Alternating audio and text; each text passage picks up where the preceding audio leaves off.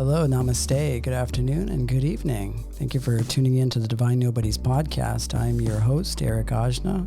I'm joined by my wonderful co-host, Jennifer Lynn. Jennifer, how are you? I'm doing well. How are you? Doing very good. Good to see you. Nice to see you. On this fine Tuesday. Yeah. Again, thank you for tuning in to Divine Nobodies podcast. This is a show where we explore the various dimensions of spiritual awakening in our modern world. So it's good to have you guys back. I feel like I just saw you not too long ago. I know, you did. It seemed like just yesterday, although I think it was yesterday. It was day before yesterday. Day before yesterday. Yeah. What are days anyways, though, I know, right? Oh my God, COVID days, they just blend together. Exactly. Every day I wake up, I don't know what day it is. But you know what? I feel like it's kind of pushing me farther down into that spiritual sort of dimension where we approach awakening, because you, at some point you enter into this sort of timeless realm, right? Right? No, that's a good point. Yeah. I like that. Yeah. And after a certain point, you stop counting the days, stop counting the hours, and you're just sort of being in the present. You know? Absolutely. Yeah. How was your weekend? It was really good. Yeah, really good. had an amazing weekend filled with lots of different journeys. I had gone to, it was a last minute thing. A friend that reached out to me, I hadn't heard from in a very, very long time. And she was telling me about this cacao ceremony that they were having in Venice Beach. Oh, yeah. Oh, You ever that's been to cacao right. ceremony? I haven't, no, but I'm excited to hear about your experience because we talked a little bit about this. Yeah. When I mention cacao, I'm not talking about, like a candy bar that you would find from the supermarket. It's nothing like that. Yeah. This is a ceremonial grade cacao, which actually surprisingly is a little bit more difficult to find, because ceremonial grade cacao is used in obviously a ceremonial setting. Right. I mean, it's largely something that you can find within the spiritual community, but it's obviously not something that you can just go to the store and find at like a Ralph's or something like that. Right. Right. So chances are if somebody has it, they probably have some sort of connection with, maybe some indigenous tribes overseas, somewhere maybe Ecuador or Peru. Yeah. This cacao happened to actually be from Guatemala. Oh, right? interesting. And there was a healer that was facilitating this event.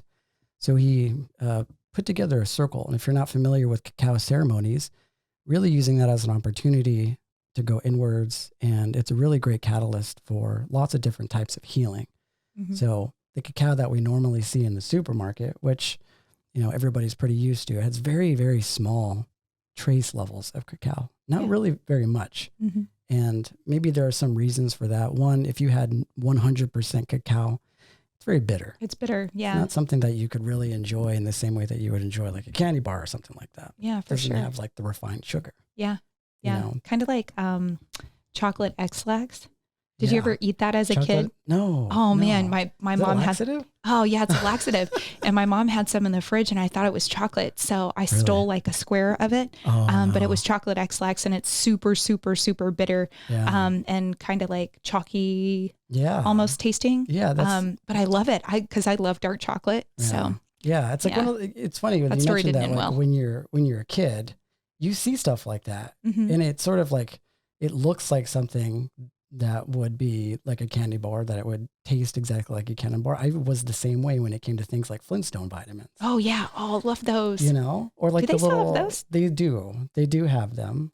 And I just haven't gotten them in such a long time. And then you see like the gummy vitamins. Yeah. When you're a kid and someone tells you that you can't have gummy vitamins, you don't know the difference. Oh man, I subscribe to gummy vitamins. I have like 6 different kinds. Really? Yeah, vitamin D3, multivitamins, hair, skin, and nails, all that stuff. Oh, you're set. Yeah. It's like one of those little things, just things you kind of look forward to in the morning when you wake up. You know what I mean? Yep. And, maybe they've come a long way over the years. They probably didn't taste very good back then. Anyways, so the cacao that people normally eat is nothing like the cacao that they have in these ceremonies. Right. So they get really into it. There's a practice and there's a movement around the therapeutic use of cacao. So basically I went down to Venice Beach, and right when you walk up, there's this nice little setting, right? And that's not really uncommon when it comes to like little spiritual circles like that. Mm-hmm. So you have like flowers in the middle, and you have people bring their sort of offering. It could be flowers. It could be something to eat. Yeah. So I walk up and there's candles, and it's really, really beautiful space. And there was a circle of, I want to say about 5-10 people, but they started to trickle in as the ceremony went along. Mm-hmm.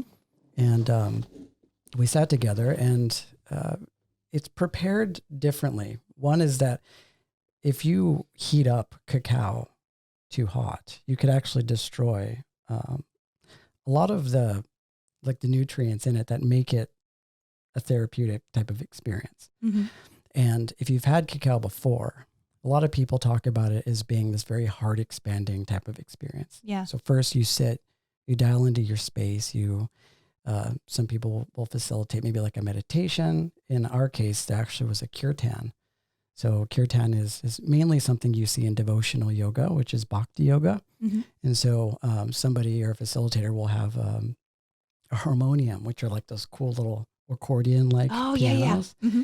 And we all just sing like mantras. Okay. So that was a nice way to kind of ground into the space. And then a lot of them, from my experience, they go into this meditation where it's about you being present with the cacao that's in front of you. Normally you hold it next to your heart. Mm-hmm.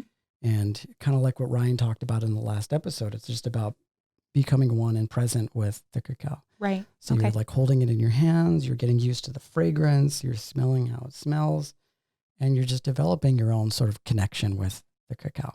Mm-hmm. And it's a really nice, really intimate experience. Oh. And a lot of people will just be like, oh, it's cacao. How therapeutic can it be, until they have their first time? Yeah. And of course, that wasn't my first time it happened. I've gone to several cacao ceremonies before, but this one was very powerful. And I feel like the universe, in a lot of ways, moved me to this ceremony for several different reasons. One of those being just some healing that I needed to embark on that day. Yeah. So I feel like it was strategically and synchronistically put together for the healing of other people, but it really helped me out during that time. Yeah. So we sat with it and we drank it. And depending on what your metabolism is like, it may, you may start to feel the effects right away. It may take 20, 30 minutes or so. But after, I want to say the first 15 or 20 minutes, I did feel that heart expansion. Really? It's like this warmth. Yeah. And it's hard to explain unless you've had that type of experience. But it's very subtle. It doesn't have any sort of psychoactive components to it. Mm-hmm. There's just, it mildly stimulates you in the same way maybe like a cup of coffee would, but not in that way. It's just how subtle it is. Yeah. And I felt my sort of heart chakra expand, and you feel very grounded. You feel this willingness to connect with other people, and your throat chakra is also very open. So right away, I noticed that everybody in that circle all just started connecting, sharing stories. And I think that's pretty much what we did. Is after we drank the cacao, we all kind of went in a circle and just shared different stories. And the theme of that was kind of checking in with people and how they're doing during this time. Right. Right. Because there are lots of different dynamics of people that are experiencing the quarantine and what's going on in the world in a different way. Right.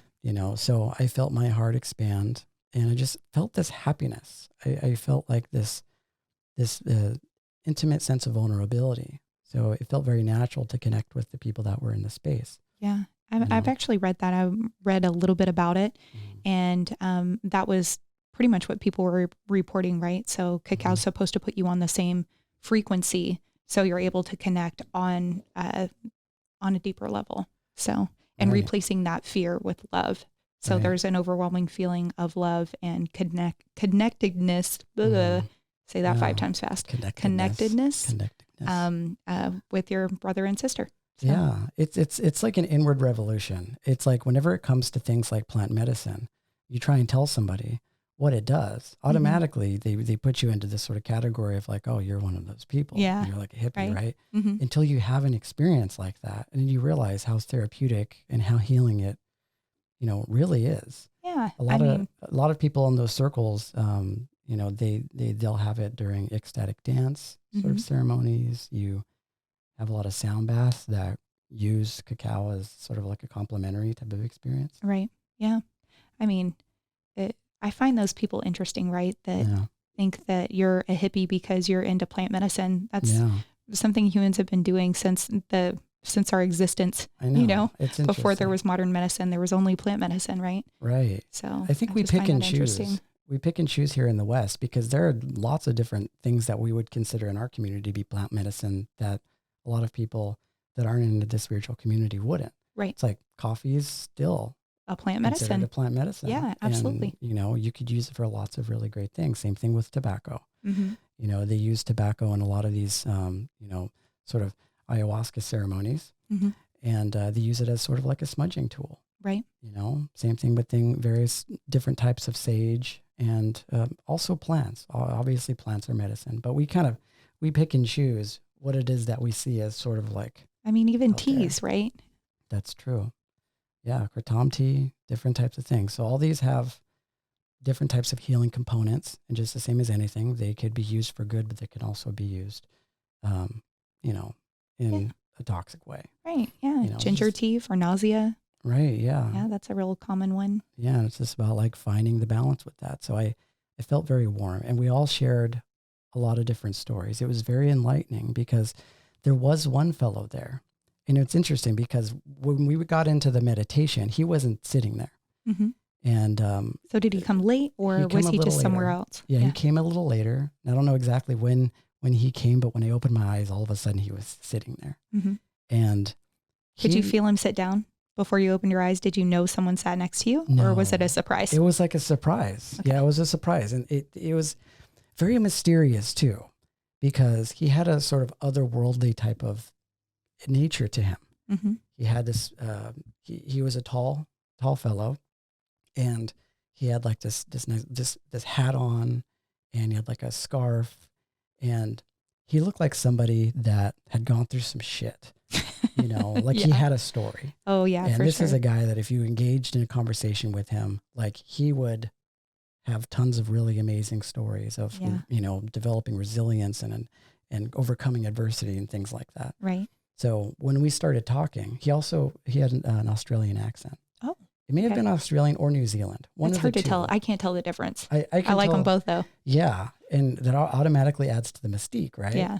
It's like he started talking, and he just, anything that he pretty much said was very compelling, but he ended up sharing a story that I feel like really set the tone for that ceremony, because a lot of the people were sharing stories about how quarantine was impacting them. Mm-hmm. He sort of brought this ceremony together because he came as this sort of like more grandfather type of vibe. Mm-hmm. He was an older fellow. Yeah. That claimed to have been from Pleiadian descent. Oh. Right. That he was a starseed, in which a lot of us have some familiarity with that. Yeah. Like but how do you know? How could you claim that? Like how? Because he would one know that? Well, he's had several mystical experiences. Oh, okay. As well as like a psychic type of, downloads and intuitive impulses from these extraterrestrials. Okay. And I myself have researched into that, and I do feel an affinity to those civilizations of extraterrestrial races. Mm-hmm. You have several different ones. There's the Pleiadians, and there's the Arcturians. There's the Syrians, there's the Lyrans. I mean, there's a lot of different types, but the more prominent ones that we're more familiar with here in the West came from a book written by a woman named Barbara Marciniak. Mm-hmm. And that book was called Bringers of the Dawn. And Bringers of the Dawn came out during a really integral time, I think, in our human history. And it was probably only written within the last 10 or 15 years. But it's a channeled message from this woman who was being contacted by these extraterrestrials. And when I say extraterrestrials, I'm not saying that there are these, aliens that came from the sky and came down. Yeah, little green men. Yeah. Little green men, although there are aliens that are like that. These specific aliens exist more multidimensionally. Right. You could tap into the current of their flow through various levels of meditation. So a lot of people that come into contact with Pleiadians, they do it by going into these trance-like states or channel type of states, and they start pretty much transcribing this psychic message that's coming down as like a download. Yeah. So the whole premise of the book is basically about, we are alive. And this was also the theme of what this fellow was talking about. Considering he was from Pleiadian, I know he probably would have familiarity with this book. Yeah. Is that there are tribes and tribes of people, and the Galactic Federation of Light is who the Pleiadians actually are a part of. And you and I, for the most part, probably came from one of these type of civilizations, especially if we existed during Atlantis or Lemuria. They've existed for thousands of years. So we, as starseeds, chose to incarnate during this time in the universe, during the time of the Kali Yuga, which is the most difficult time to be incarnated in, to pretty much set the pace and lead, our struggling world into this sort of new age of awakening. That new age being the age of Aquarius. And considering it's Aquarius, sounds like you're going to lead it, Jen. Sounds like me. Sounds like you're the leader. So he was talking, he was sharing these stories, and it was very empowering, and I also felt compelled to share. But he was saying that we have a really great responsibility on our planet right now as light workers, as healers, to spread whatever wisdom that we have. And everybody's different. Everybody has their own special, unique gift and sort of spiritual imprint that they can leave on our humanity and our society at this time. Yeah. So you have people that are sound healers, people that are more, wisdom, and truth speakers, thought leaders. I mean, we're seeing them all over the place right now. And a lot of the information that they're sharing is a story about love. And fundamentally, at the very core of this message, it really is about love, because I feel like our society has gravitated more towards this fear-based, fear-centered type of way. It's really about bringing, our people and our civilization back to these sort of devout centers of love that we have in our hearts. And, we are celebrated across the universe. Considering there's only 7 or 8 billion people in our planet, on our planet, which really isn't a whole lot of people, right? So the fact that the 7 or 8 billion people that are on our planet right now are here, we had made the conscious decision to incarnate into our planet at this time to take on this sort of work. And it's not an easy thing. Right. And the reason why I say we're celebrated across the universe is because of how difficult it is to limit our divinity to a 3D self and, move within our communities, sort of with the body. And, it's a really, really, really, really big task to undertake, and because we are coming to terms with the polarities of our planet, which don't exist in these sort of alternate dimensions. And those polarities meaning that we have a contrast. We have a contrast in the light as well as the dark. Right.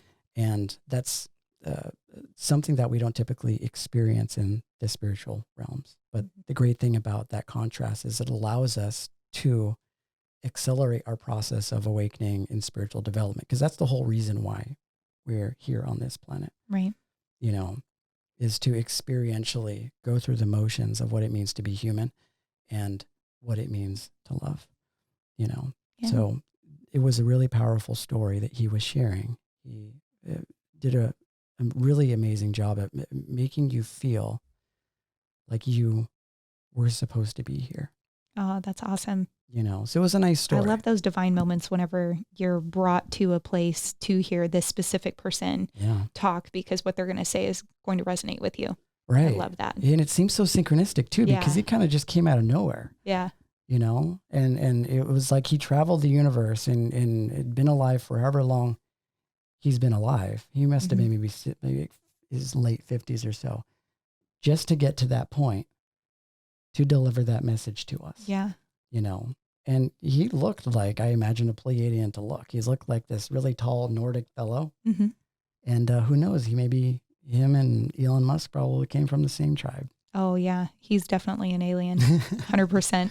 Yeah. 100%. And I say that in the best way. I love Elon Musk. Yeah. Yeah. He pretends not to be an alien. Right. But he has this sort of smirk in his eye whenever you like see interviews with him, and he brings it up all the time. He's like, people say that I'm an alien. You're just like, that's well, because you are, man.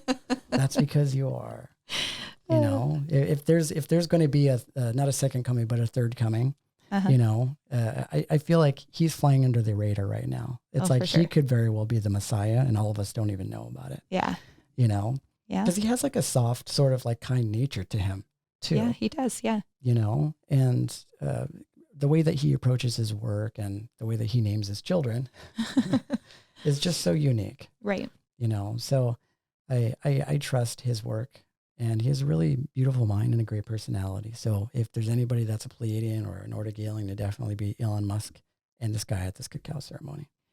Right? Oh man, this guy sounds like I would like to be there during his past life regression, you know, thoughts, right? Yeah. Have you ever experienced any kind of like past life memories or dreams? Just in general? Mm-hmm. I have.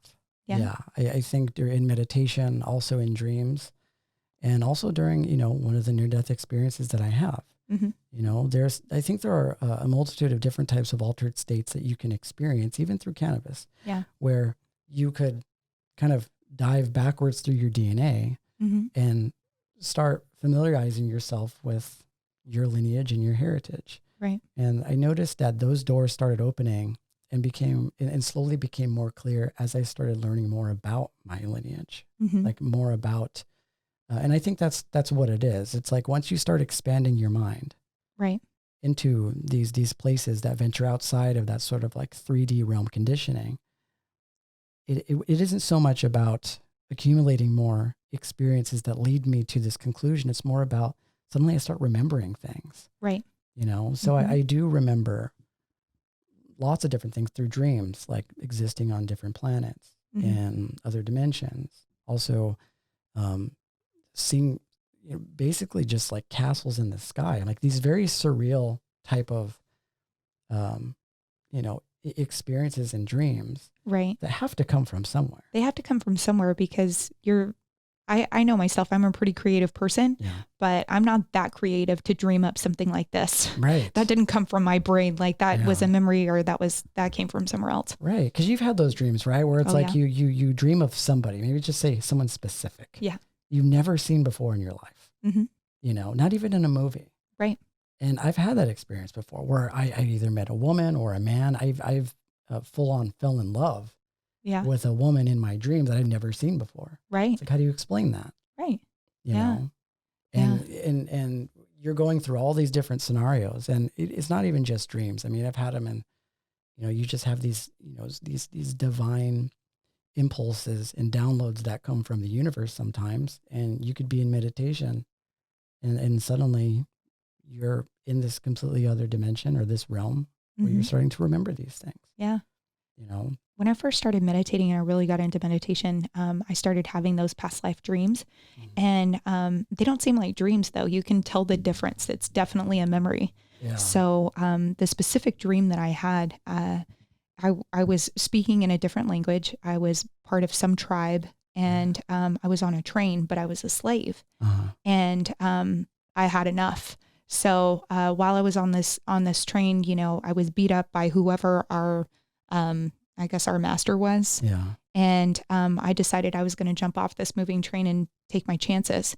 Wow. So I jumped off the moving train and started running, and they were like shooting arrows after me, trying to kill me. And so I thought it was really interesting that I would have this type of memory, because the language in which they were speaking wasn't like Spanish, French, anything like that. Like this was some kind of tribal type language. And I understood every word. And I remember thinking in my dream, how the hell do I understand this? Why do I know this? So I don't know. Are you familiar with Brian Weiss? I am familiar with Brian Weiss. I haven't read a whole lot of his work, but responding to that message, as far as the way that you were speaking, what comes into my mind is light language. Right. So he does a lot of this past life regression. He's a psychiatrist and a hypnotherapist. Yeah. And he did some oracle cards with Doreen Virtue. Oh, and she has, you know, everybody knows her cards because they're just so easy to connect with. Right. And he did these past life cards with her.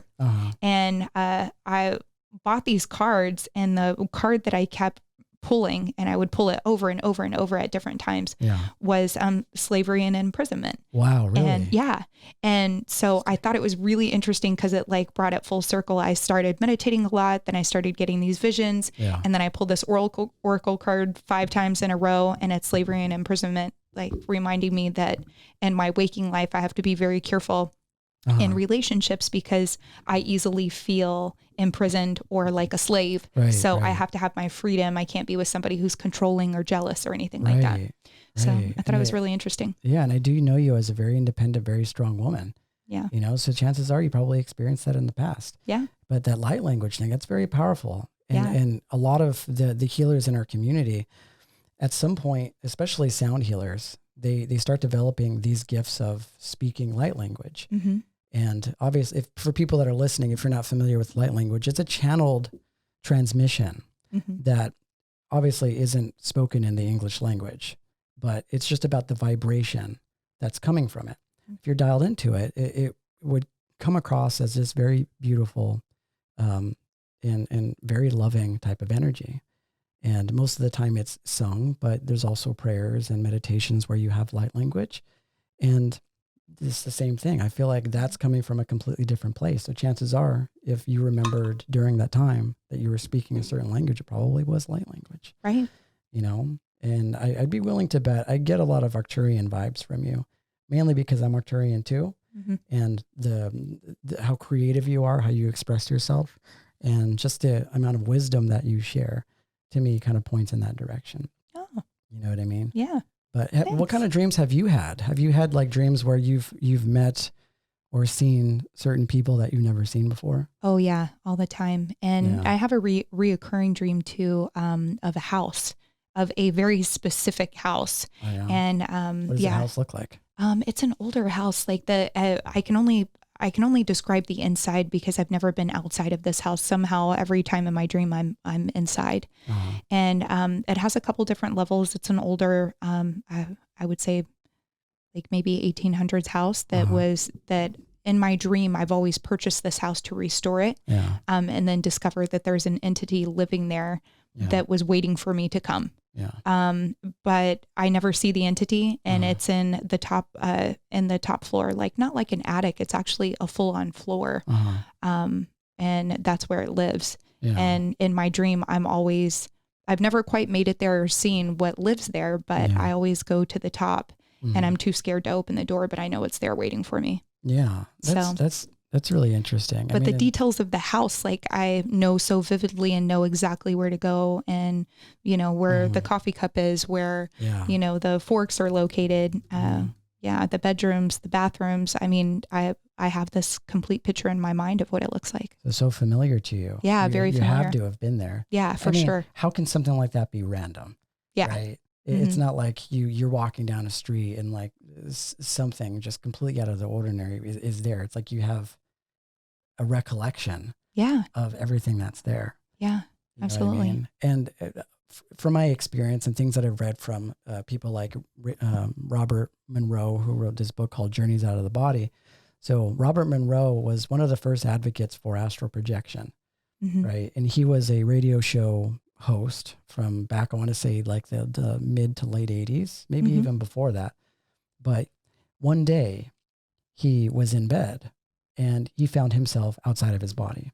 And as far as my recollection of the story, when he woke up, his chest was touching the ceiling and he didn't know what was going on. And so obviously, well, that happened spontaneously, but it got the gears rolling on that type of research. And he wrote this book called Journeys Out of the Body, which is a pretty vivid account of what the dimensions are like. Dimensions meaning, you know, the ones outside of this third dimension that we're used to. And he also developed, if anybody that's listening is into astral projection, you could actually research something called the rollover method. It's very simple. It's a pretty easy way to get into that state of astral projection. It's basically you kind of lie on your back, and at a certain point you kind of roll over, and then what rolls over is actually your spirit. But the reason why I bring it up in our conversation is that the fourth dimension which is the next one outside of the third, Uh-huh.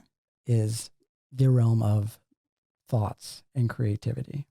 So if you have a thought that occurs in your mind or a memory, it's stored largely in this fourth dimension. I mean, it is in other dimensions as well, such as like the Akashic records, where, you know, the storehouse of memories that are compiled throughout, you know, existence in the universe are stored there. But the fourth dimension is filled with all different types of thought forms. So if you think of anything, automatically in this realm, it manifests into a sort of like imprint of that idea. Right. So I hear, you know, during astral projection experiences that people build, you know, whole communities, homes, universes, and lives in this fourth dimension. And if you are good enough at astral projection, you could venture into these realms and, you know, visit all different types of beings, those extraterrestrial beings being one of them. Yeah. You know, you have to tread carefully in the fourth dimension because you get all different types of energy there. Right. It's that sort of intermediary realm between our 3D existence and what we would consider to be heaven, or like the higher realms. So you have different types of beings that live in the fourth dimension. You have discarnate beings, which are the ones that, you know, aren't yet ready to go to the light. You have extraterrestrials that are there. They may be just hanging out, or they use that fourth dimension as a way to communicate to other beings on the third dimension. You have spirit guides that are there, both trying to guide people on our planet, but also spirit guides that are there to try and reroute the people in the fourth dimension back home. And you have even spirits there that have never taken on a body, ever. So it's a completely different level of existence. And if anybody's interested in exploring the various dimensions that exist, I would definitely recommend reading Robert Monroe's Journeys Out of the Body, and also Betty Eadie's Embraced by the Light. I like that. Yeah. But the one thing that I notice about dreams, and at some point in our youth, I think is something that happens for most people in their youth. Whenever they start dreams, they start trying to figure out what they mean. Yeah. Right. And sometimes we have dreams of all different types of crazy stuff that some of it is good. So some of it's entertaining.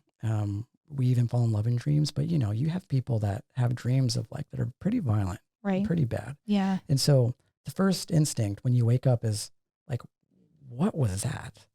Like, there's this, it's easy to identify with dreams as being, catalyzed from within your body. So when somebody dreams of something particularly violent, automatically there's this idea is that, well, am I a violent person? Right. Right. Like, how could I do whatever it is that I did in my dream?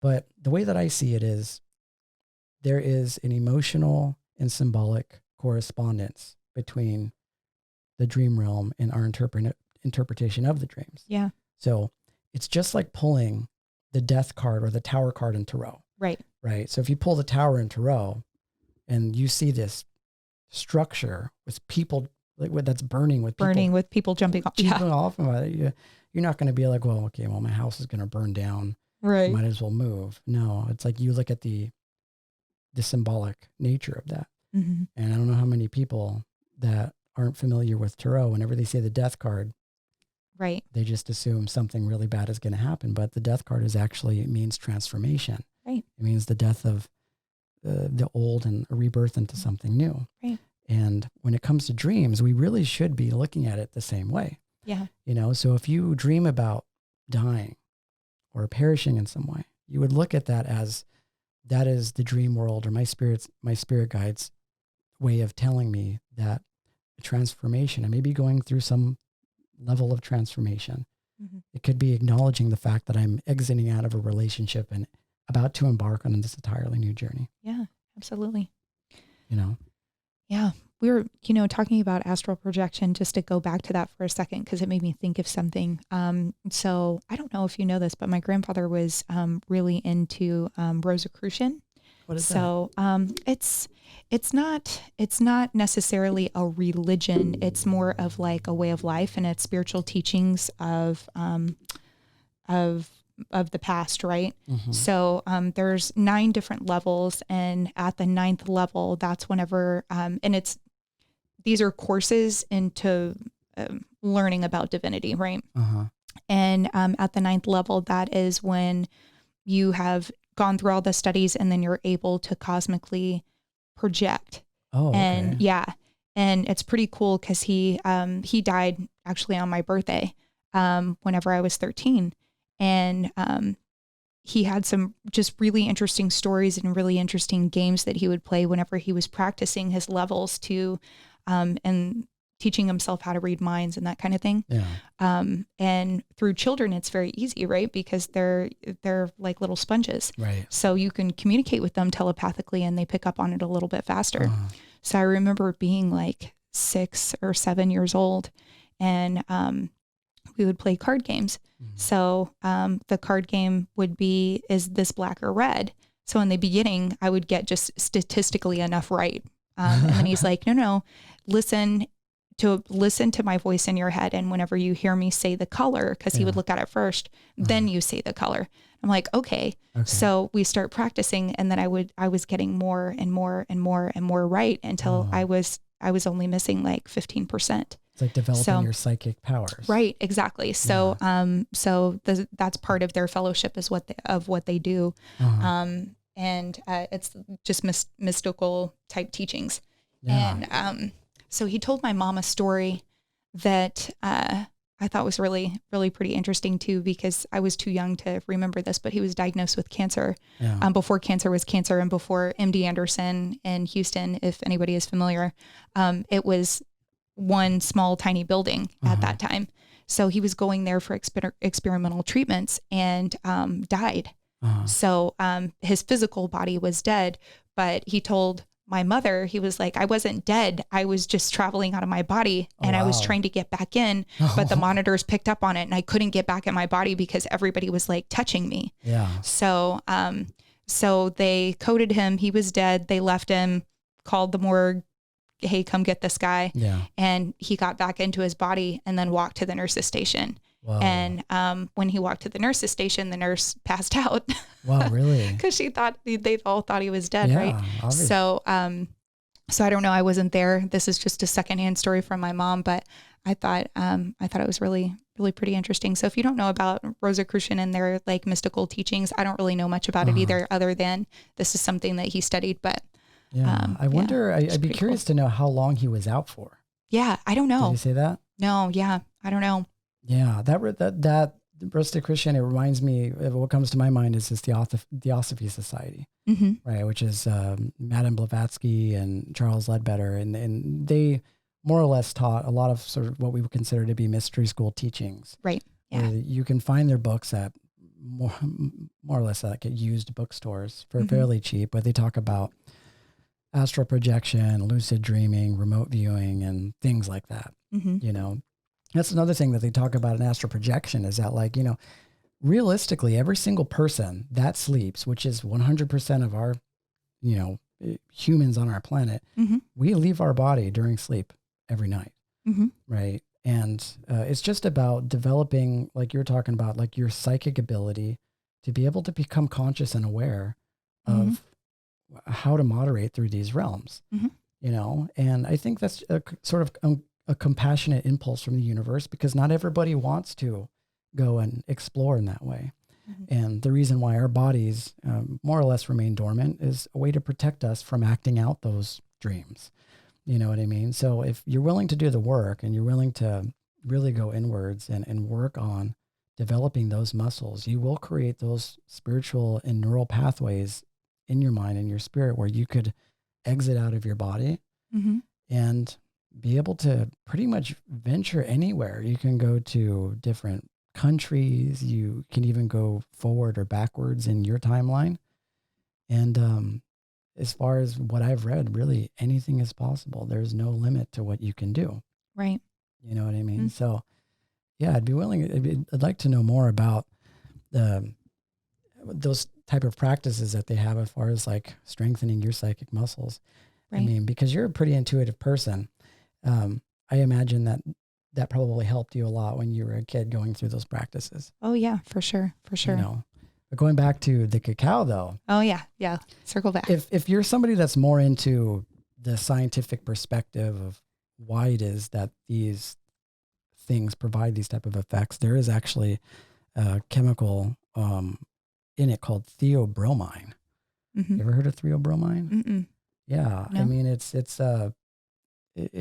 what produces that sort of healing effect. I mean, I'm sure there are other components to it. Yeah. But one of the main alkaloids in it are theobromine. Oh, okay. And if anybody's interested in some cacao, definitely you can get it online. It's 100% legal. It's just really about how you prepare it.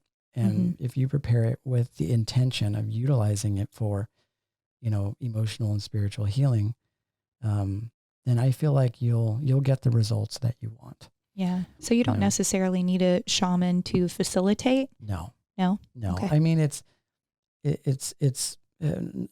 mean, that helps, right? Like it definitely helps. The scene and setting is, I think, kind of everything. Nothing beats like experience. When you have like an experienced shaman there that knows how the cacao was sourced, how it was, ethically harvested. That's like the main thing, and we really get into the energetic components of how things are harvested, because we want to get out of this habit of systematically looking at things in the way that we do in our society.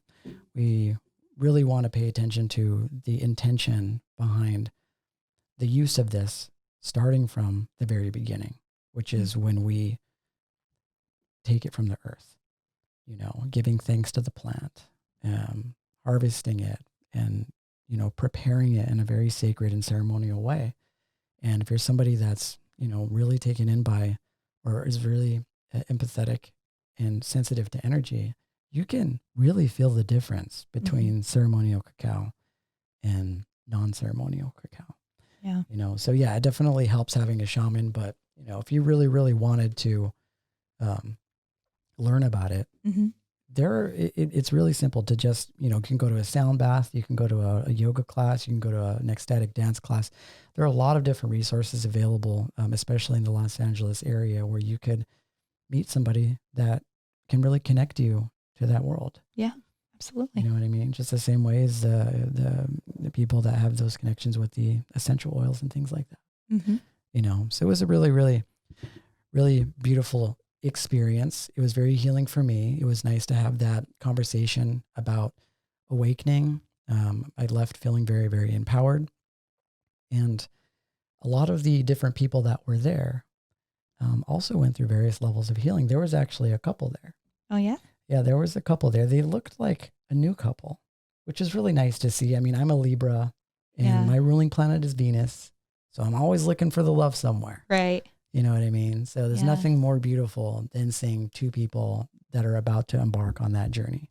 Man, I wonder if they knew each other previously, because like right now it's so hard to meet people during COVID and kind of getting out and into the world. And that was their intention too, because every person had to talk about what their intention was with the cacao. And they were very, very external about what their intention was. And their intention was, we started seeing each other. We are spending a lot more time together, and we haven't been able to leave the home and to go and sort of out into the world and experience life as any normal couple would. Right. They're more or less likely limited to their four walls, or, a lot of people in our community are mindfully still doing the things that they do. But collectively, the world is obviously very different. So it did seem like they were struggling with some things. Yeah. I don't think it was about proximity. I think it was more about, spending more time together and navigating through shadow, which comes out in every relationship, and trying to maintain some level of normalcy. Right. But it did seem that they were a relatively new couple. That makes me think of something. So there is a list, and I actually got fished on this earlier because I was talking to Lists are always fun. Yeah. So I was talking to my friend who, and this is a whole nother story, but she is now dating my brother, and this is like my best friend, and they moved in together. And this is still like a pretty big adjustment for me, even though they've been together for a year now. So she was talking about one of their little fights, and I still think of them as being in an early relationship, even even after it being a year. Right. So I was talking to her about it, and then, I was on my phone and I was sent this list, like the 18 worst mistakes people make in early relationships, because Really? obviously my phone heard me talking about it. Right. I would love to hear about that. So I pulled it up, and I just pulled it up right now so I could share it with you, because it made me think of that. Number 2 on the list was revealing emotions too soon. Revealing emotion. What was number 1? Number 1 was falling too fast. Wait. Are we counting from 10 to 1? No. We're going to go 1 to 2, but I brought up 2 because you brought up this couple, right? So does it go by level of severity? I don't think so. I think it's just a list. Yeah. Okay. So, so mistake number 1 was falling too fast. So, and these are mistakes couples make in the very early stages. In the early stages. Yeah.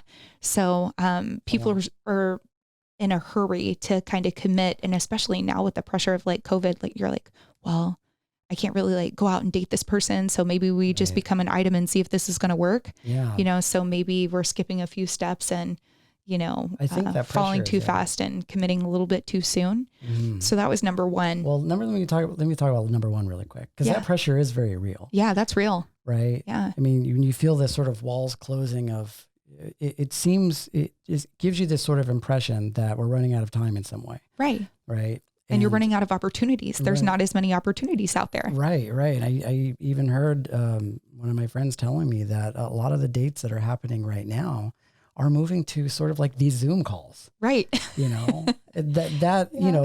think that things like Tinder or Bumble are difficult enough. It's like now we're having to learn an entirely different dynamic and way to connect with somebody through a Zoom call. Right.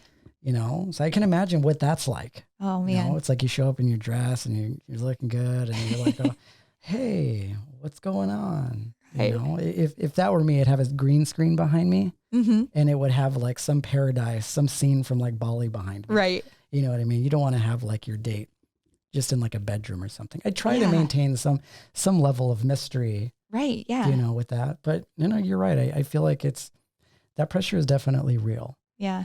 Because people aren't connecting with as many people as they were before. So I feel like at the very core, on a more serious note, people are really craving that human connection. Oh, 100%. Yeah. So if had it not been quarantine, I would say moving too fast in a relationship is obviously not a good thing, but I can't blame people for doing that now if that's what they do. Right.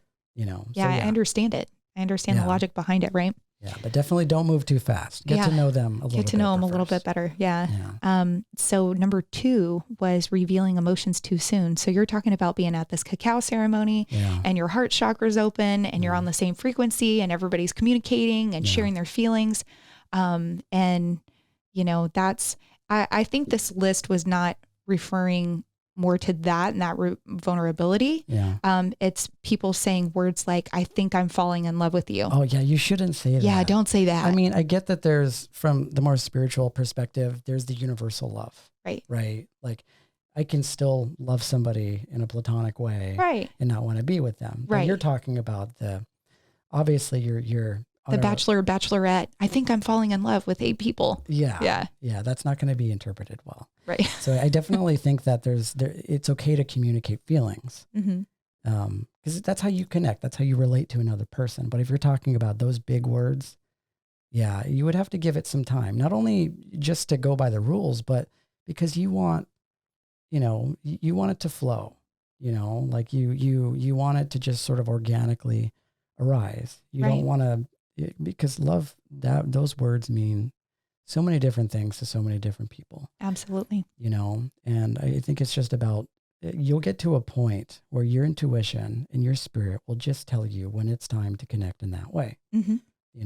So that's so true. My grandma has a saying that a candle that burns twice as hot will burn out twice as fast. Yeah. So anytime you have that hot and heavy relationship in the beginning, we're like, oh my God, we're so in love and this and that. And you haven't really taken the time to really get to know each other yet. Those relationships end so quickly. That's true. I mean, they're over before they start. Mm-hmm. And that's one thing that we definitely have to like really pay attention to especially in the spiritual community, because it almost can be looked at as a form of spiritual bypassing, because you have people, and I've even been in relationships like this where it's like, you feel something for somebody And every part of you is saying that this is either a twin flame relationship, a soulmate relationship, a karmic relationship, whatever title that you want to give to it. It can keep you from having to really do the work and getting to know somebody. Because if you were to, approach a woman or a man and they felt the same way, so it was like, hey, like, I feel like I know you. I feel like I've been with you. I feel like you're my soulmate. Right.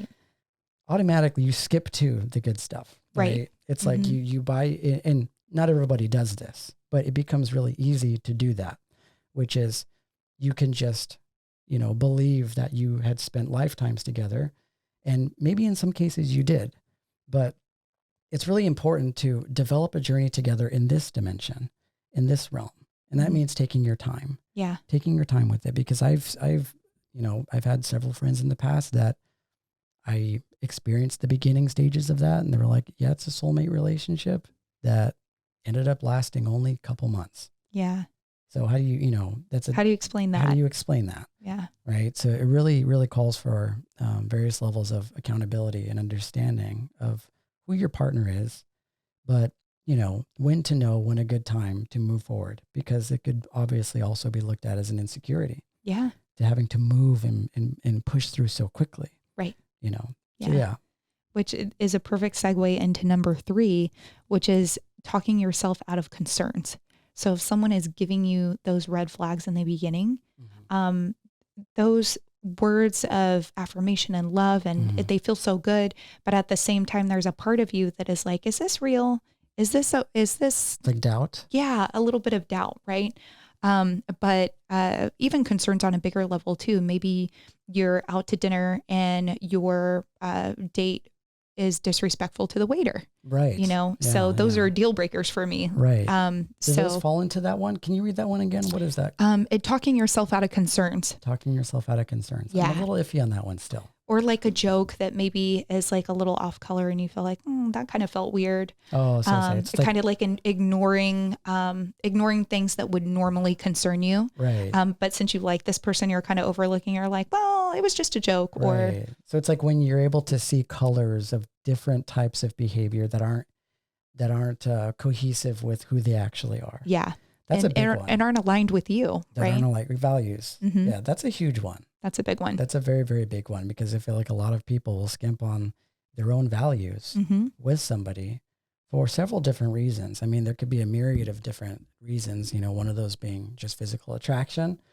But it shows up in different ways. So yeah, it's definitely important to pay attention and energetically, and that's the energetics of it, right? It's like if you really connect with somebody, there's this part of you that, for the most part, maybe it's a psychic sort of intuitive impulse, but and I feel like I'm pretty good at determining, how mindful or how kind somebody is, and really good at sort of pinpointing where those type of inconsistencies are. Right.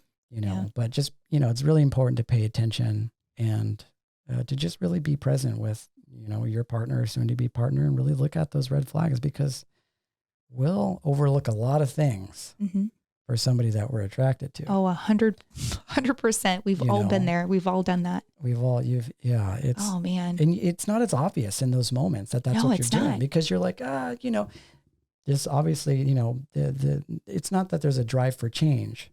It's not like you think that somehow you're going to be able to change this person, although some people will do that. They'll have that type of mind frame. But for me, it's more of like, I'm in this has worked to my benefit, but also against me, where it's like you feel compassion and love for them.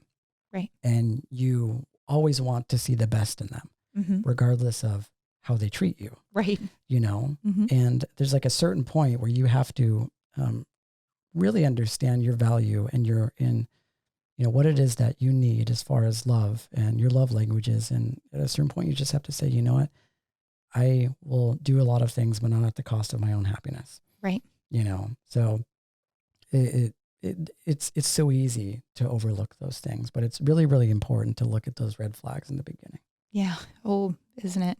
Yeah. Yeah. And that's on the list too. We'll get to that one. So number 4 is blowing them up constantly. Oh, so, yeah, that's across the board not a good one. Yeah, it's really not. whenever you're into someone, you have that desire to want to see them and talk to them and hang out with them and get to know them more. Right. But you don't want to not text in the way where you're playing games. You just want to be mindful that, you know, this person needs to have their own life and their own privacy too. And like a little break from you, give them a little time to miss you. Yeah. Sending back-to-back text or long text or anything like that, maybe refrain from that. I think it varies by partner. Mm-hmm. I mean, I would even go as far as to say that it really depends on your star sign. Mm-hmm. Also where your moon is. Yeah. Like I'm a Libra sun, Gemini moon, Pisces rising. So my Gemini moon likes to communicate. I'm a Gemini moon. Really? Yep. Oh, high five. That's why we're sitting here right now. Yeah, that's right. Yeah. So I like to communicate, right? Mm-hmm. I like to communicate with my partners. And if you have this sort of energetic connection with, you know, whoever your significant other is, mm-hmm. they're okay with you sending paragraphs through text messages. Oh, for sure. Right. And there are some people maybe, maybe that are more Aries. Maybe they're more action oriented. Maybe, you know, some people prefer shorter texts. So it's really important. I think whoever it is that you're dating, just read the energy. Right. You know, like match their energy and develop kind of like your own flow. Mm-hmm. And also it's almost like a way of just, you know, like that person, that woman, that man also wants to know that you have your own life, mm-hmm. that you have your own stuff going on. Right. You know, and, you know, it's just about trusting. Mm-hmm. Trusting that if the universe brought you guys together, that, you know, that in that moment is enough and things will just naturally flow. I mean, given if this is somebody that is really serious about that connection, yes. Mm-hmm. If it's somebody that's obviously playing games, you'll probably pick up on that. Yeah, for sure. You can pick up on that pretty quickly. Yeah. So mistake number 5, getting physical too quickly. Oh, these are getting intense, Jen. Yeah. So this is a tough one, right? Yeah. Especially in our society now. People use sex as a way of getting to know each other now. They're not using sex in a way to have this deeper connection. Right. So it's almost to the point I don't want to compare it to shaking hands, but you know, yeah. I mean, it's becoming very casual. It is. And I think a large part of that has to do with the fact that people don't have the time. Mm-hmm. You know, like our technology. Or don't want to invest in the time, right? Right. Don't want to invest the time. But I think on a collective level, at least from my experience, like technology with the advent of all the different developments that we have in technology and how fast paced our world is now and how much people have to work in order to gain a living. Mm-hmm. It's their way of sort of cutting corners. It's like, I don't have the time, like maybe, you know, we did as kids mm-hmm. to spend on this sort of thing. But you're right. There are many people out there that if they love somebody enough, they will make the time. Right. You know, but I have mixed feelings on the whole, I'm not going to, I don't want to put it into a box and say that you absolutely have to know someone 100% before you engage in intercourse with them. I think it's just more of intuitively reading your partner. And for example, I knew a couple that, a few different examples, right? I knew a couple that they were their first loves out of elementary school, mm-hmm. stood together through high school and stood together through college. They were the only people that they had ever been with. Right. Mm-hmm. And so there are some people that are sort of designed for a certain type of life. And then there are other couples that I've met that they've only known each other a couple months and they ended up being married for 40 years, mm-hmm. 50 years. They're still together. Yeah. So I think it really just depends. But I think you're right. But you have to be careful of it, of the sex not hijacking your emotions. Yeah. 'Cause that I've personally experienced that, right? Where you, get physical with someone and that element is so good that you go back up to one of these other mistakes and start like ignoring concerns. Yeah. Because that element is there and the chemistry is there and everything's feeling good and awesome. But then you're ignoring the signs that, hey, we don't really have that much in common. I don't really like his lifestyle or X, Y, or Z. It's really good to have a balance and, to be really well connected to your mind as well as your heart. Mm-hmm. And what I mean by that is when you are dialed in to your heart, there's that deeper sort of intrinsic want and drive to get to know them as a person, to connect with them as a spirit. Right. But the mind, considering it is an organ, it has a different way of moderating and processing emotions and feelings like that, because it's pretty much expertise is in dabbling in neurochemicals. So whenever you are with somebody, either that you are interested in romantically or somebody that you're in love with, I mean, it's releasing ample amounts of serotonin, dopamine, norepinephrine, you know, the whole spectrum of reward centers and pleasure centers in your brain are going off, and we can get addicted to those. Oh, for sure. So if the sex is amazing, I mean, that's really what we're responding to. I mean, the emotions may be there, but if like you say, if that candle's burning way too hot, that could overshadow your sort of like personal values and wanting to get to know somebody. Yeah. And your judgments just become so skewed. Yeah. But do I look at the sort of like conventional Christian Catholic way of you have to be married before you have sex? No, I don't. Yeah, I don't agree with that. I don't subscribe to that either, obviously. Yeah. And that's not saying that we want people to get married out of wedlock or whatever. I think it's an energetic thing. Right. It just, if you and your partner are committed to really getting to know each other, you'll know when it's time. Yeah. You know? And, you know, this is crazy. Actually, I just saw on social media, one of my girlfriends, she actually did wait until marriage. Really? And yeah. And that may work for her. And their wedding was supposed to be during COVID, and it got canceled. So they ended up eloping. So yeah, I'm like, good for her. Yeah. And they'll save, you know, a few $30,000. Yeah, exactly. Use that, you know, for something else. I'm all for ceremonies when it comes to getting married, but how expensive they are ridiculous. Yeah. Well, you've been married, so you know the theatrics of the whole thing, and feeding and drinks and yeah, exactly. So I mean, I'm happy that they eloped, because at the end of the day, it's really just about your connection and having, you know, if your family's there, if your family's in your life and your friends are in your life, then they know about your partner. Yeah. And if they know about your partner, chances are they support. And you can just throw a party, you can throw a gathering, have all of them there. And, you know, to me, I look at it as every moment that you spend with your partner, especially with your friends or with your family, is a sacred sort of ceremony. Yeah. So that wedding never ends. Yeah. That's so true. I really like that. That's nice. Okay. So number 6 is almost there. Yeah. Well, we're like halfway. Okay. So, getting nosy about money. Oh, that's a tough one. Now this, I had, an interesting personal story. So I'm from Texas, and, men in Texas are a little bit more gentlemanly, and they don't ask. Yeah. Is it like an old fashioned thing? Yeah. I would say a little old fashioned, right? They open your doors. Yeah. I've had men bring me flowers on first dates, like they're courting you. This is your gentleman caller that's coming to pick you up and, and take you on a date. So when I moved to California, I had a little bit of a culture shock, because people here are not that way. And I got on Match.com, because this was like 10 years ago, to meet people. I didn't know anyone here. So I was like, well, I can meet some guys and maybe meet some of their girlfriends and connect and get some female friends too. So let's have at it. So I started going on dates and meeting lots of new people. Yeah.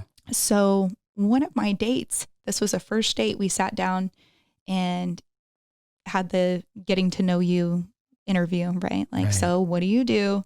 Like fun stuff. Yeah. And I'm like, oh, well, you know, I'm a nurse. I work for a pharmaceutical company.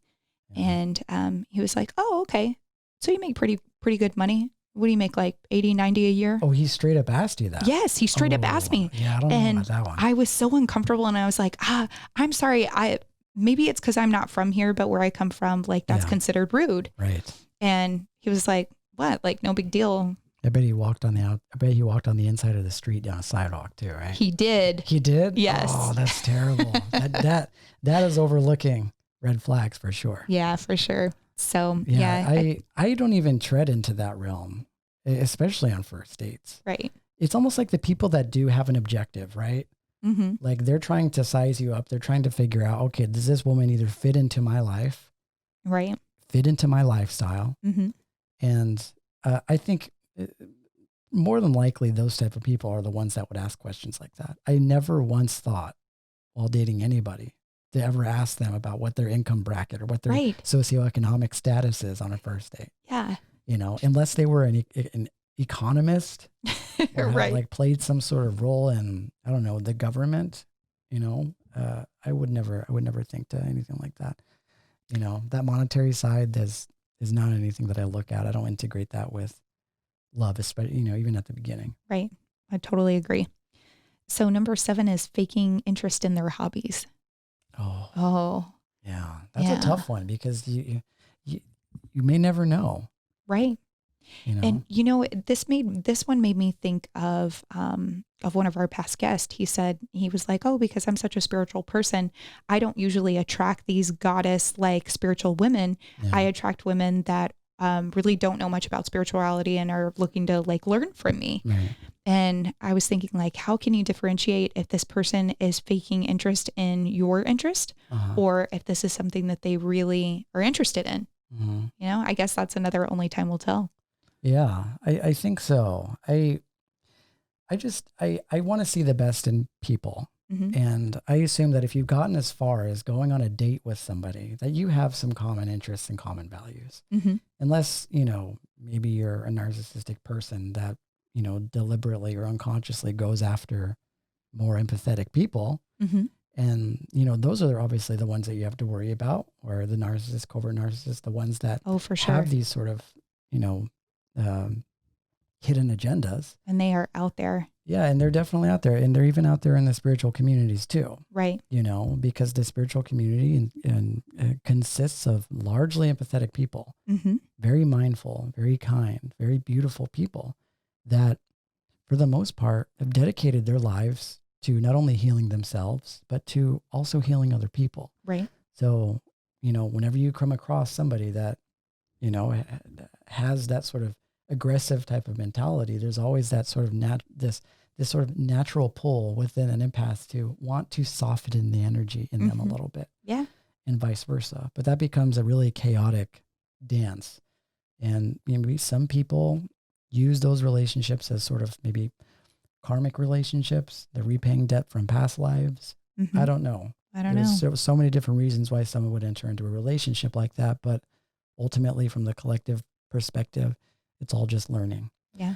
You know, so I would never pretend to be interested in my partner's stuff. If I got to that point, I knew I would support, and that's what love is, right? I would support anything that they decided to do, even outside of hobbies, because I felt like if you loved somebody, which I imagine most people do, you'll just naturally want to support them. It won't even be a question of whether or not I support their hobbies or not. It's just, I love them.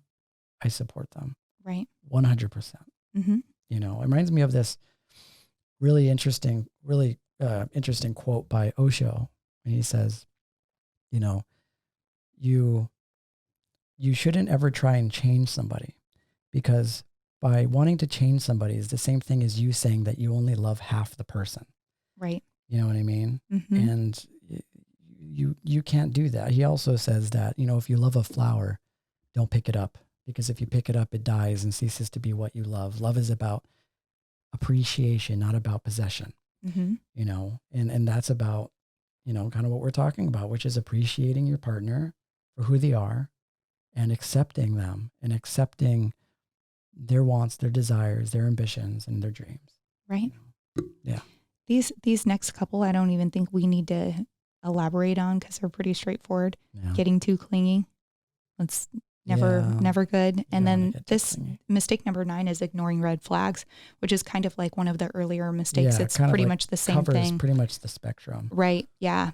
But I think that in this one, they were referring more to like name calling, aggression, verbalized jealousy, things like that. Yeah. That's never okay. Overindulgence in, you know, substances, alcohol, drugs, whatever. Yeah. And so mistake number 10, acting too permissive.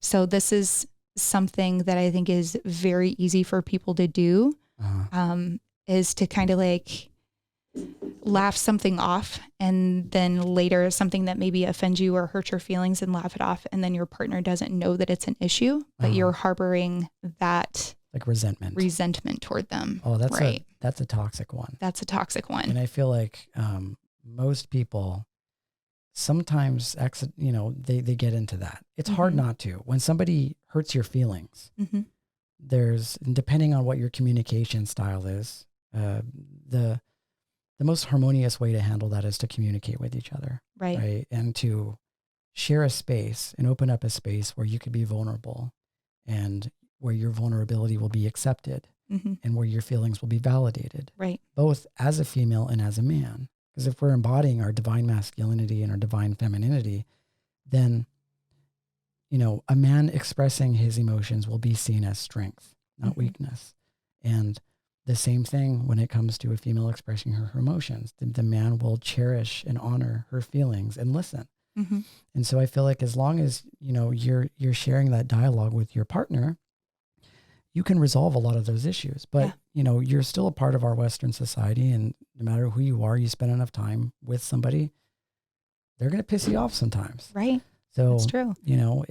Sometimes it's hard to not archive those things in your mind because everybody does it. And we use it almost like ammunition in a way. A lot of people use it as these sort of bullets that come out during certain times where it's just like, well, remember when you did this, remember you did that. Yeah. So it's really important not to harbor those things. There's a country song, and I can't remember. I think it's Garth Brooks, I think. But one of the lines is, you buried the hatchet, but you leave the handle sticking out. So you keep picking up things that you should have forgotten about. Yeah. So, that's definitely a handle sticking up situation. Definitely a handle sticking up situation. Those are good ones. Though, there's some good ones. Yeah. I thought this was a really great list. Yeah. So, number 11, I like this one too, trying to predict their feelings. Trying to predict their feelings. Yeah. How many are there? Are there 20? There's 18. So, okay. So we're getting close. Halfway there. So not trying to predict their emotions. Yeah. Yeah. I guess that can be equivalent to like overstepping boundaries and finishing their sentences for them. That kind of thing. Yeah. That kind of thing. Yeah. I feel like that's sort of like a goes without saying thing because, you'd be pretty presumptuous to. Right.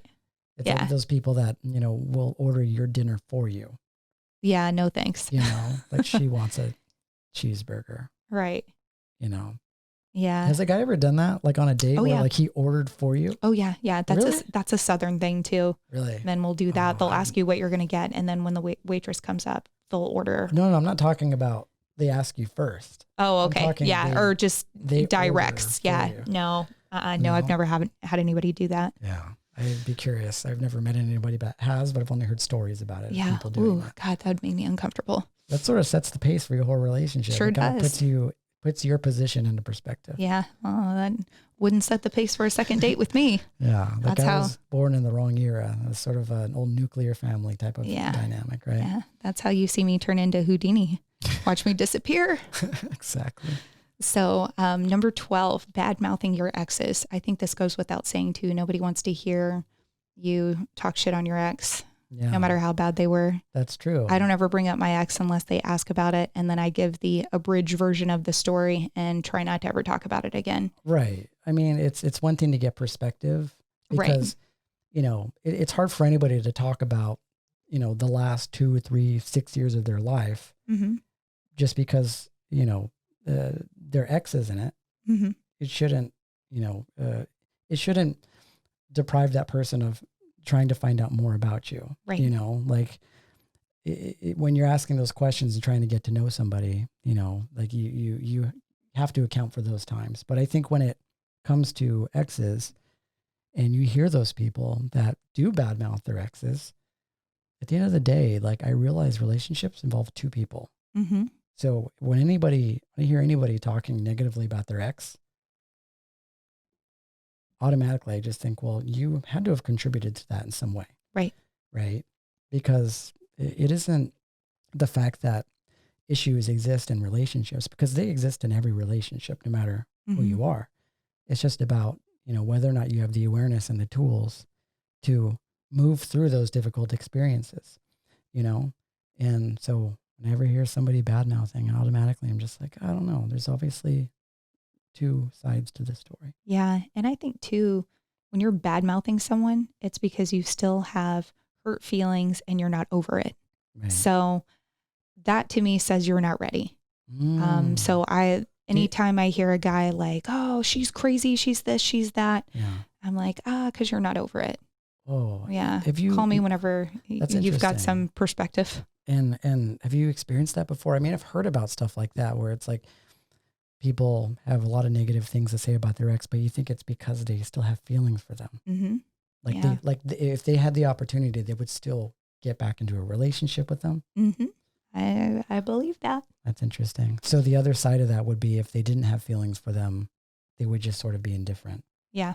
Or exactly. It would be more like, yeah, we're friends. Yeah. It didn't work out for X, Y, or Z reason. Yeah. We were different in these ways. Mm-hmm. I mean, when you can talk about it with less emotion, then that tells me like, hey, okay, this person has moved on and and that makes sense. Understand their feelings. And it also says a lot about somebody when they're just bad mouthing anybody. Yeah, exactly. It's like we talked about earlier in the podcast, which is like watching somebody else's behavior and how they interact with other people, like how they treat the waiter, right? How they treat their parents. Mm-hmm. Obviously, I think those are red flags, and how they treat people whenever no one is watching. Yes, that's a big one. Yeah. So this next one, I think goes without saying too, is keeping online dating profiles active. If you're going to date someone and you're feeling the vibes from them and, this is somebody that you're seeing more frequently, like maybe turn your dating app off. Yeah. I think have a conversation about that. Right? Yeah, for sure. This actually happened to me where a guy that I was dating still had his dating app open and matched with one of my friends. And she was like, screenshot it and sent it to me and was like, aren't you dating this guy? And, we live in a small city, right? Like that is so interesting. Happens. Mm-hmm. I mean, yeah, I think it's, that's a one-off situation, right? That's a very unique situation, but I mean, maybe some people go through that, but yeah, definitely have a conversation, because the one thing that I learned when it came to dating, that was my own naivety, is I'm more of like I date one person at a time type of person. Right. Right. And I don't know when the world changed, and I don't know when people stopped doing that. Right. But, it's normal for people to see several people at once, and there's also a difference between talking and seeing and dating. Yeah. And I had to learn all those things, obviously the hard way. Yeah. But and I'm not just one. I've met several people that still ascribe to that sort of dating one person at a time. And that's my choice, mainly because you're investing a lot of your energy in getting to know somebody. How do you have time? And I'm the type of person that like, if I find somebody that I energetically connect with, like I want them to know that I'm being present 100% with them. Right. That my energy is going to them 100%. I feel like they deserve that. They deserve that. Absolutely. So when I, was in that sort of dating community and meeting other people, it was really kind of disorienting. They were just like, yeah, no, it's letting you know I'm seeing like 5 different people right now. Like all casual, like I'm like, all right. Oh, well, that makes me feel special. Yeah. So it's like if you have that conversation with them and you guys are at a point where you want to maintain some level of exclusivity, talk about maybe taking your profiles down. Yeah, for sure. Yeah. So this one I am very guilty of, and it's spilling your guts too soon. And this is part of being an Aquarius, right? We are open books, and if we have anything that happened in our past that was embarrassing or shameful, we have no problem talking about it. That's right. True. And there's no shame in our game. We're just like, oh yeah, this happened, because in our minds, we think like, oh, well, that happened 20 years ago. I'm not the same person or whatever. Yeah. But I have a hard time remembering that people can be judgmental whenever you share these stories. Right. Too early too. Yeah. And too early. So I have to be really careful about oversharing. Yeah. And whenever I was dating, that was definitely one of my downfalls, was oversharing. Yeah. And you're a very honest person, and I appreciate that about you. And a detriment sometimes. Yeah, well, you know who your friends are and who your real connections are when you're being radically honest, It's crazy that we live in a society where if you're radically honest, it can work to can work against you in some ways. But for sure, I could work on my delivery for sure. Yeah, sometimes I'm a little cold, and a little aloof. So I know that I definitely need to work on that. Okay. But I can definitely relate to that. I'm just always in this place of vulnerability. Mm-hmm. Like I'm like, okay, well, if this is really going to go down, I want them to know about me, and within reason. I'm not just completely, like bombarding them with information, but I think it's just about keeping the mystery there. Right. And allowing you guys some time to progress. Right. And trusting that those conversations will happen. And as you progress in your relationship, you'll have the opportunity to share those things. Absolutely. And not just unloading right away. For sure. So the last three, I'm just going to kind of like brush on them because I feel like these are going to conclude our podcast episode. So they got to. Yeah. So social media stalking, we all know what you see on social media is the highlight reel. It's not. That's true. It's not who that person really is. Right. There's lots of miserable people that look like they have these wonderful, beautiful lives. Right. So that's true. Mistake number 17, trying too hard to impress someone. Yeah. And mistake number 18, tolerating bad behavior, which we've kind of already talked about that too. Right. But trying too hard to impress, living beyond your means and, right. Doing things that you wouldn't normally do to impress this person that are kind of outside your character. Yeah. It's just about being honest. Mm-hmm. It's crazy. You got to do you. These lists exist because there are people out there that are not honest. Right. Right. And there are people out there that have sort of ulterior motives when it comes to how they approach relationships. And it's crazy that we have to have these lists in order to really protect ourselves. Yeah. Absolutely. But if we were all operating from, our most integral space, which is from love, I feel like the universe will naturally gravitate and move us in the direction of who it is that we're supposed to be with in our lives. Mm-hmm. Because like I talked about at the beginning of the podcast, like we all decided to incarnate here at this time. Right. And we all come through with our cosmic galactic tribes, and me and you could have been brother and sister, and all the other, other people that we have in our lives are probably a part of that tribe. Yeah. And so absolutely. If that's the case, and we carefully curated this experience to happen at this time, to be who it is that we are, then the universe assigns us with a partner that'll help catapult us and sort of help us self-actualize ourselves through love and relationships. So whoever's listening out there, it really, really comes down to love, and it really comes down to trust in the universe and loving yourself and understanding your own value. And as long as you are fully integrated with the love that you have for yourself, like your own value, then you'll naturally sort of exuberate and radiate that energy. And if it's radiating bright enough and long enough and large enough, your partner will see it. Mm-hmm. There will be somebody out there that will see it. That will see it. Absolutely. Luck is for losers. It's not about being lucky. Yeah. And you won't have to look for it. Mm-hmm. When I think back of all the experiences that I've had in my life, when it came to relationships or situations, the best, most profound experiences came when I definitely did not expect it. Mm-hmm. And they came when I was just doing me, when I was investing in myself. Yeah. And when I think back also too of those times where I was out there seeking something as a way either for validation or trying to, use it as some sort of coping. Right. I brought the wrong people into my life. Mm-hmm. So I guess the moral of the story is just love. Love and not being desperate. And not being desperate. Yeah. Not being desperate. Because that desperation just brings more desperation into your life. That's true. You got to manifest what you want in a positive way. Absolutely. And you got to be honest, and you have to just practice acceptance, love, forgiveness, and peace. Right? Absolutely. Yes. It's been a really, really wonderful time conversing with you today, Jen. Always, only always. And if you guys, thank you so much for tuning in and dialing into our podcast. This episode will be available on Apple Podcasts. You will also be able to find the video on YouTube. If you have questions about the podcast, you could find us at www.divine-nobodies.com. We're also on Instagram at divine-nobodies-podcast. So thank you guys so much for tuning in. We'll see you again next week. And namaste. Love each other. Take care of yourselves.